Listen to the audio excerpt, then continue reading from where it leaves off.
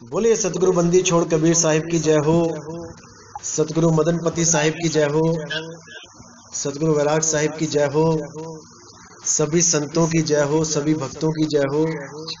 सकल हंस को बंदगी साहिब बंदगी। तो आज हम जिस टॉपिक पे जिक्र करेंगे वो है कथनी और करनी पे।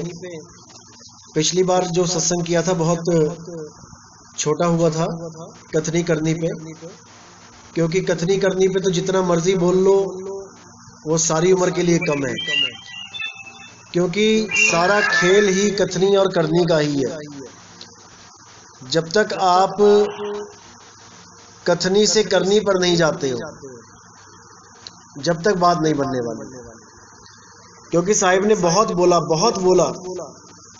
कथनी और करनी के ऊपर कि कथनी के सूरे घड़े थोथे बांधे तीर और बिरह बाण जिनके लगा तिनके बिकल शरीर। यानी कथनी के तो सूरे बहुत मिल जाएंगे, बहुत हैं, लेकिन करनी वाले बहुत कम हैं, क्योंकि करनी में अपने मन को बांधना पड़ता है, मन को मारना पड़ता है, वो सबके बस की बात होती नहीं है।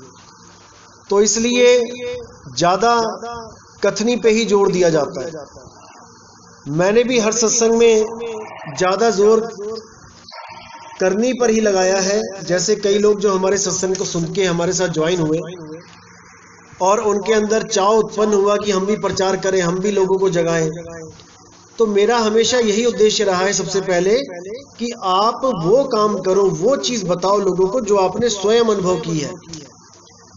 अगर आपने स्वयं उस चीज को अनुभव नहीं किया है तो कहीं ना कहीं पे आके आप उलझ जाओगे,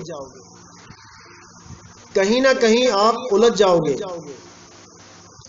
क्योंकि जब सामने से सवाल जवाब होंगे, जब सामने से सवाल जवाब होंगे तब आपको उनका उत्तर नहीं मिलेगा, क्योंकि आप केवल सुनी सुनाई बात कर रहे हो। सुनी सुनाई बात करने से कुछ नहीं होगा भाई, आपको अनुभव करना ही पड़ेगा। और जब अनुभव ज्ञान बोलता है तो लिखी लिखाई बात को भी मिथ्या किया जा सकता है। कबीर साहब ने बहुत जगह बोला कि जब लग ना देखूं अपनी नैनी और तब लग ना मानूं गुरु की कहनी। उन्होंने गुरु की कहनी पे भी उंगली उठा दी कि अगर गुरु भी केवल कहता है और उस चीज का आपको अनुभव नहीं होता है तो आप गुरु से भी सवाल कर सकते हैं। मैं ये नहीं कहता कि गुरु गलत है, क्या पता शिष्य में कोई चूक हो, शिष्य उस चीज को सही से नहीं कर पा रहा हो, गुरु ने कुछ बताया और चेला कुछ और करने लगा हो, ऐसा भी हो सकता है। लेकिन कबीर साहब के कहने का मकसद एक ही था कि गुरु धारण करो। जब लग गुरु धारण नहीं करोगे, जब लग मन मति ही के अनुसार चलोगे, अपने मन के अनुसार चलोगे, और जब गुरु धारण कर लोगे तो गुरु मति के अनुसार चलोगे, गुरुमुख हो जाओगे।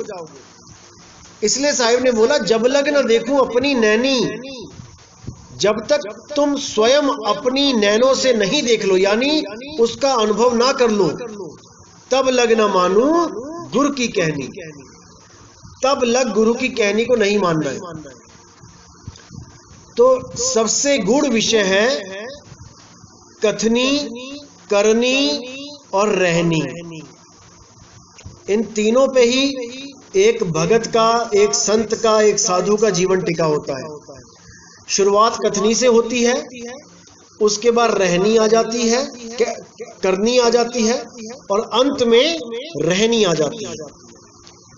पहले कथनी से शुरुआत होती है, धीरे धीरे धीरे कथते कथते उसको स्वयं ये लगने लगता है।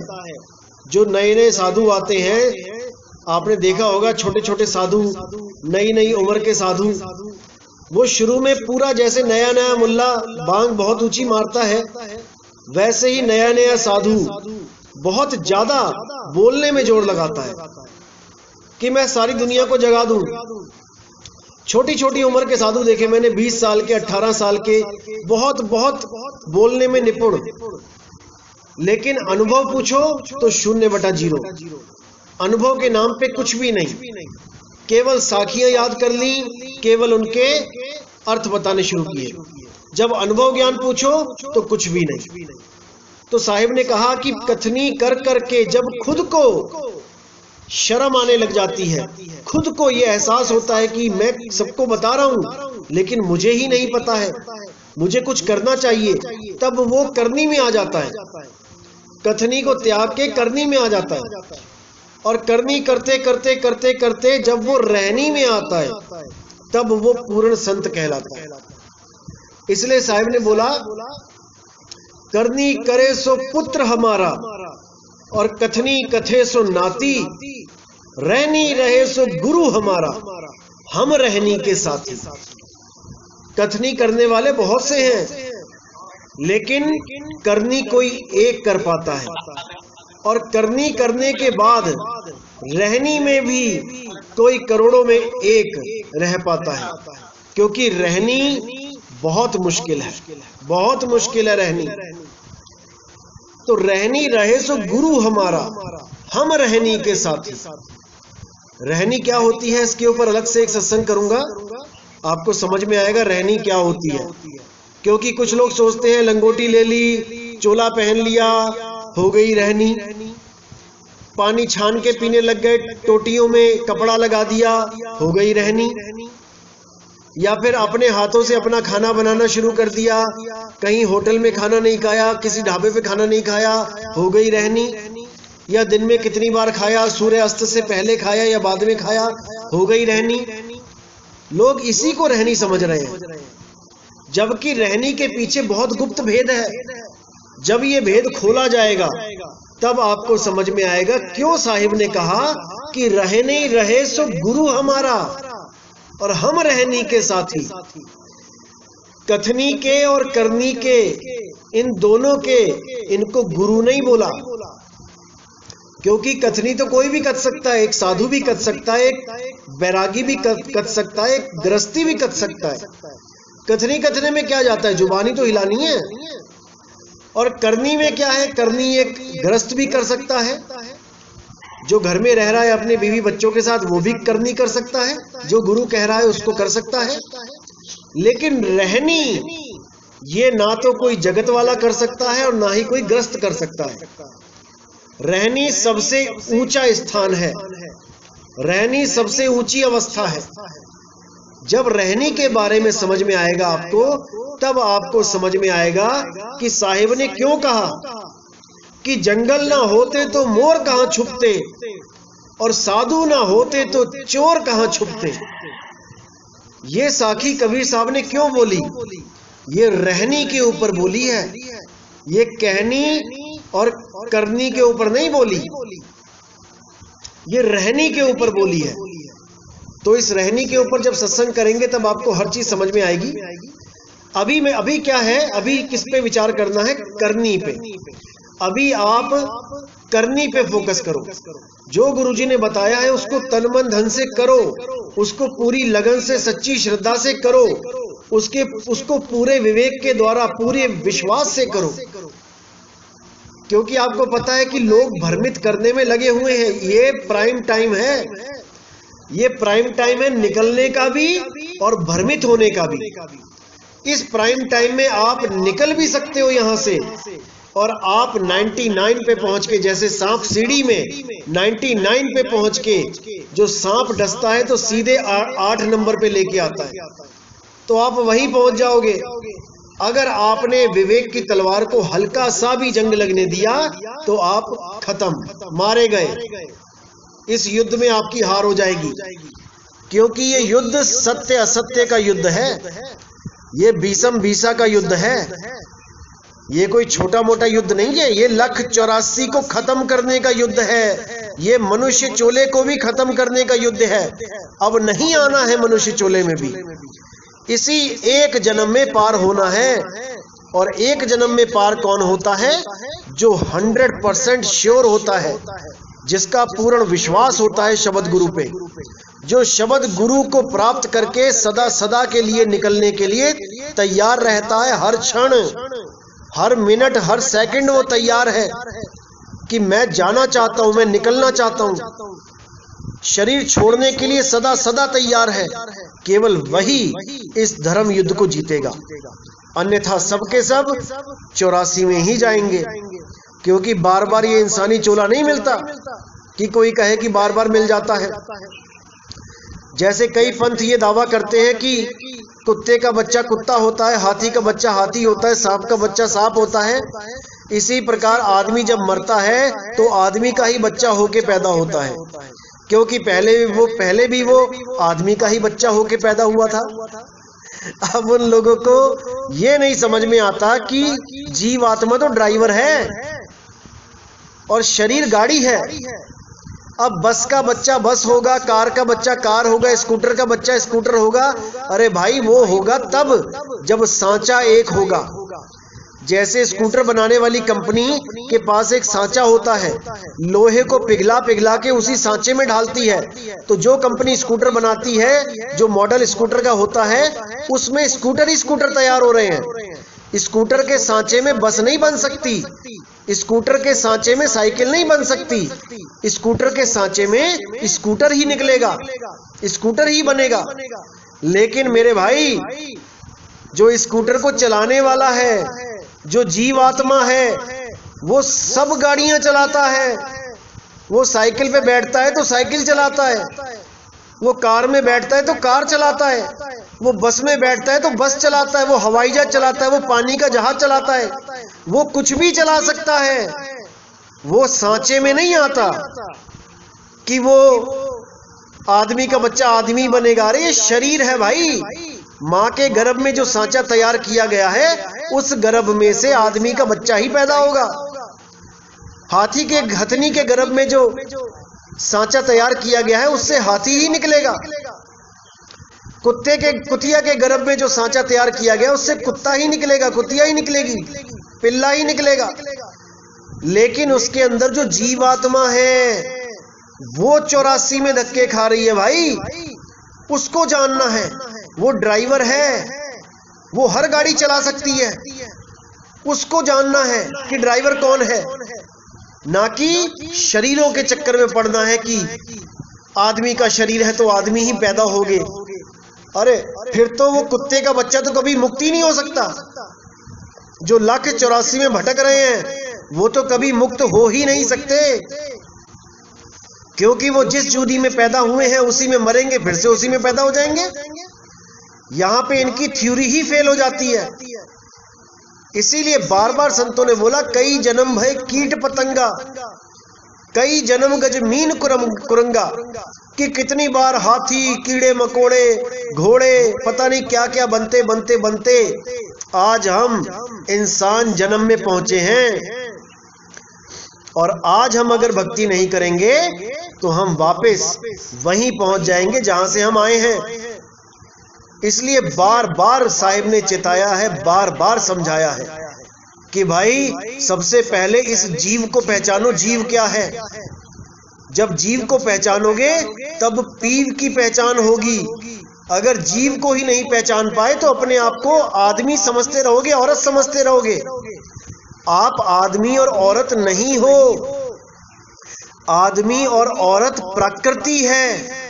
5 तत्व, 25 प्रकृति, 3 गुण, मन और माया का समावेश जब होता है तो आदमी और औरत बनते हैं, शरीर बनते हैं।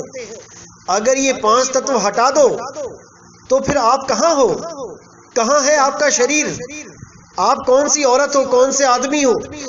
सब खत्म हो जाएगा। आप 5 तत्व नहीं हो भाई, आपके द्वारा 5 तत्व चल रहे हैं। आपका शरीर 5 तत्वों का बना है। शीशे में देखो अपनी फोटो, अपनी शक्ल देखो, क्या दिखाई दे रहा है? आप नहीं दिखाई दे रहे हो, आपका शरीर दिखाई दे रहा है। 5 तत्व दिखाई दे रहे हैं। यही 5 तत्व अलग अलग कर दो तो क्या बन जाता है? हवा, पानी, आग, धरती, आकाश। ये पांचों जब खुल जाते हैं तो ये पांचों तत्वों में मिल जाते हैं। लेकिन आप कहाँ गए? आप कहाँ समाओगे जाके? अगर आपको अपना घर नहीं पता, दोबारा शरीरों में आ जाओगे। इसीलिए साहिब ने बोला, करनी करो, कथनी तो कथ ही रहे हो, करनी करो। करनी के द्वारा आपको पता लगेगा कि आपने समाना कहां है। इसीलिए साहिब ने बार बार समझाया, पानी में पानी मिला, मिला पौन में पौन, और मैं तो से पूछूं पंडिता, इनमें मरा कौन। पानी में पानी मिला, हमारे शरीर में 70% पानी है। जब हमारा अंत होगा, यानी कि हमारे शरीर का अंत होगा, हमारा अंत नहीं होता है, हमारे शरीर का अंत होगा, तो 70% पानी कहां जाएगा? वो पानी में मिल जाएगा। पानी में पानी मिला, मिला पौन में पौन। हवा कहां जाएगी? हवा में मिल जाएगी। मिट्टी कहां जाएगी? मिट्टी में मिल जाएगी। अग्नि कहां जाएगी? अग्नि में मिल जाएगी। शून्य कहां जाएगा? आकाश में मिल जाएगा।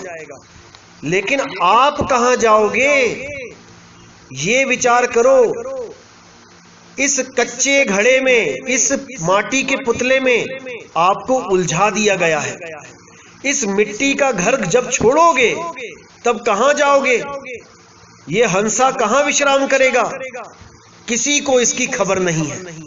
सबके सब इसी 5 तत्वों में ही अपने आप को सत्य मान रहे हैं कि यही शरीर मेरा है।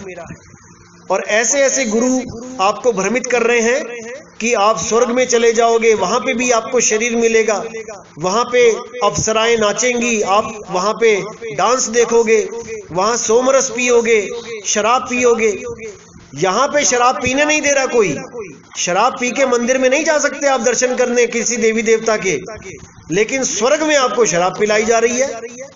बताओ, ऐसा भ्रम जाल डाला हुआ है कि कोई समझ ही नहीं पा रहा कि हो क्या रहा है हमारे साथ। इसको अच्छी तरह समझना पड़ेगा आपको, क्योंकि ये जीवन आपका है। आपका जीवन आपको ही संभालना है, कोई और नहीं संभाल सकता। एक एक चीज आपको ही समझनी है। अगर अभी नहीं समझे भाई तो कभी नहीं समझोगे। इसलिए साहिब ने बार बार बोला कि इससे पहले कि ये शरीर छूट जाए, आपको अपना असली घर पता होना चाहिए। अब बहुत से लोग लगे हुए हैं आजकल बोलने में कि परमात्मा हृदय में रहता है, दिल में रहता है। भाई, परमात्मा दिल में नहीं रहता है।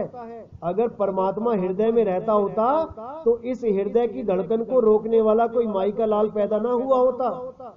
लेकिन ये धड़कन रोक दी जाती है। अगर परमात्मा का वास हृदय में है तो धड़कन किसने रोक दी? कौन है जो परमात्मा से भी बड़ा हो गया? नहीं। और परमात्मा तब कहां रहता था? जब ये दिल भी नहीं बना था, हृदय भी नहीं बना था, मां के गर्भ में दिल की धड़कन भी पैदा नहीं हुई थी, तब वो परमात्मा कहां रहता था? कोई विचार नहीं कर रहा। परमात्मा सदा सदा से अजूनी है, परमात्मा सदा सदा से विदेही है। उस परमात्मा को जान नहीं पा रहे लोग। सबको वो परमात्मा विदेही अवस्था में ही मिलेगा। देह में जिसने भी आज तक ढूंढा वो कभी पार नहीं हो पाया, वो कभी मुक्त नहीं हो पाया। इसीलिए नानक साहब ने बार बार बोला, अजूनी सैभंग, अजूनी सैभंग, यानी वो जूनों में नहीं है भाई। अरे जून क्या होती है? ये पिंजड़ा, ये 5 तत्व का पिंजड़ा। इस पिंजड़े में परमात्मा को कैद कर दिया है। और अगर पिंजड़े में परमात्मा है तो पिंजड़े तो अनंत है। यहाँ पे हर पिंजड़े में एक परमात्मा हो गए तो कितने परमात्मा है यहाँ पे? अरे भाई, जो पिंजड़े में बैठा है वो जीवात्मा है। उस जीवात्मा को मुक्त करना है।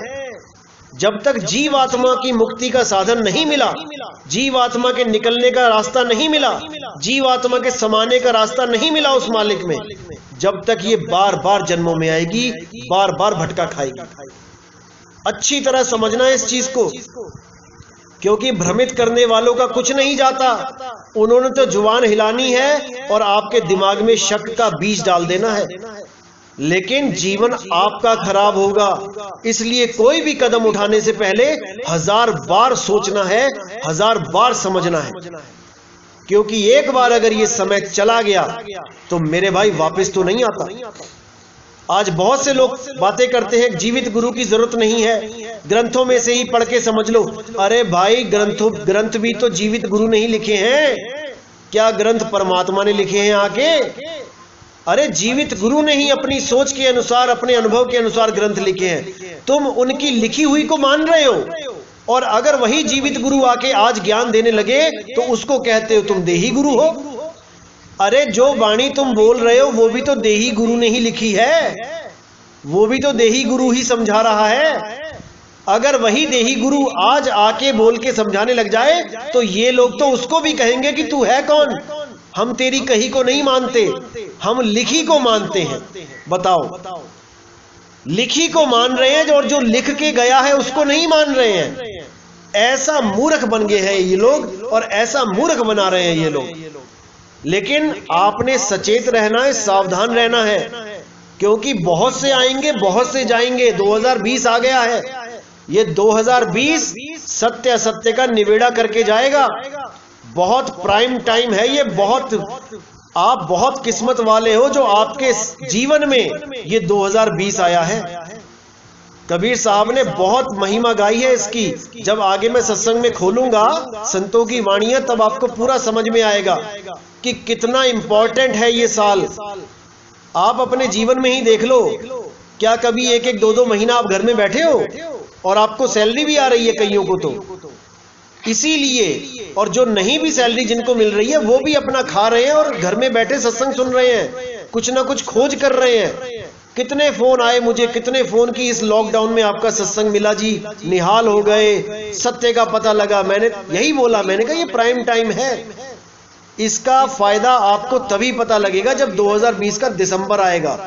तब आपके सामने सारी वाणियां जब खुल जाएंगी तब आपको समझ में आएगा ये कितना इंपॉर्टेंट समय चल रहा है। क्योंकि कबीर साहब की यही वाणियां, नानक साहब की यही वाणियां 300-300, 400-400, 500-500, 600-600 साल हो गए, लेकिन इन वाणियों को आज तक कोई खोल नहीं पाया। ये वाणियां आज तक छुपी हुई थी। एक भी गुरु ऐसा नहीं आया जिन्होंने इन वाणियों को उठा के समाज के सामने रखा हो।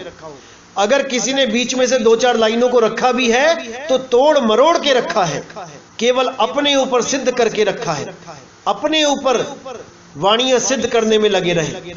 लेकिन कबीर साहब क्या कहते थे, मूल वाणी क्या थी, ये कोई नहीं बता पाया। तो मेरे भाई अच्छी तरह समझना है, 2020 के दिसंबर तक एक एक वाणी खोल दी जाएगी, केवल सृष्टि रचना के अलावा। क्योंकि सृष्टि रचना वो चाबी है जो चाबी सबको ऐसे ही नहीं दी जा सकती। वो अनमोल चाबी है, वो कुंजी है इस संसार से पार होने की, भवसागर से पार होने की। क्योंकि जो जानता है कि मकान कैसे बना है या कोई भूल भुलैया है वो कैसे बनी है, वही उसका रास्ता जानता है निकलने का। जिसने भूल भुलैया का डिजाइन देखा है कि कहां से कहां जाना है, वही समझ सकता है कि भूल भुलैया से कैसे निकला जाएगा। जो आज की पैदाइश है, जो आज के लोग हैं, वो भूल भुलैया में जाके नहीं निकल सकते, क्योंकि उनको वो राज ही नहीं पता है कि ये कहां से बनानी शुरू की और कहां इसका निकास द्वार है। तो इस भूल भुलैया से, ये शरीर भी एक भूल भुलैया है। जो पिंडे सो ब्रह्मंडे, आप रॉकेट के ऊपर भी बैठ के निकलोगे ना इस संसार का अंत खोजने, इसका अंत खोज नहीं पाओगे। शून्य में चलते ही चले जाओगे, चलते ही चले जाओगे, इसका अंत नहीं मिलेगा। क्योंकि इसका अंत केवल सतगुरु जानता है कि इसका अंत कहां पे है। इस 3 लोक का अंत जहां से है वहां पे 4थे लोक का शुरू है। जहां काल की हद खत्म होती है वहां दयाल की हद शुरू होती है। लेकिन इस काल ने बहुत अड़ंगे लगा रखे हैं वहां पे भी। बहुत सी नकली धुनें, बहुत सी नकली प्रकाश, बहुत सी झिलमिल ज्योति, बहुत कुछ रखा हुआ है ताकि ये जीव कहीं ना कहीं उलझ जाए। लेकिन सतगुरु जब शब्द का लखाव करता है, लखाव का मतलब होता है पहचान कराना, शब्द की पहचान करना कि शब्द क्या होता है। शब्द अनुभव होता है तो क्या अनुभव होता है, शरीर में क्या होता है, शरीर से बाहर क्या होता है, सूरत को क्या अनुभव होता है, वो सारे अनुभव शेयर होते हैं। उसी से क्रॉस चेकिंग होती है कि आपको सत्य मिला कि नहीं मिला। और जब सत्य का प्रकट हो जाता है तब सतगुरु निश्चिंत हो जाता है कि अब इस जीव को कोई रोकने वाला नहीं है, अब इस जीव की मुक्ति होनी ही होनी है, अब इसको कोई फंसा नहीं सकता, क्योंकि उसने शब्द का लखाव करा दिया है। लखाव यानी पहचान। कई लोग सोचते हैं लखाव का मतलब होता है दिखा देना। अरे परमात्मा कोई देखने की चीज थोड़ी नहीं है, कि वो दिखाई देगी। जैसे दर्द और आनंद ये देखने की चीज नहीं भाई, ये महसूस करने की चीज है। जैसे विरह, लगन ये देखने की चीज नहीं है, ये महसूस करने की चीज है। इसी प्रकार शब्द गुरु भी देखने की चीज नहीं है, वो अनुभव करने का विषय है, अनुभूति का विषय है। जब उसको अनुभव करोगे तभी आपका जन्म और मरण खत्म होगा। इसके अलावा आपका जन्म मरण खत्म नहीं हो सकता। अनुभूति के अलावा सब असत्य है, सब कथनी है। तो इसको अच्छी तरह समझना है मेरे भाई। तो आज का सत्संग यहीं समाप्त करेंगे और कल मिलते हैं 5:30 बजे। साहिब बंदगी सतना।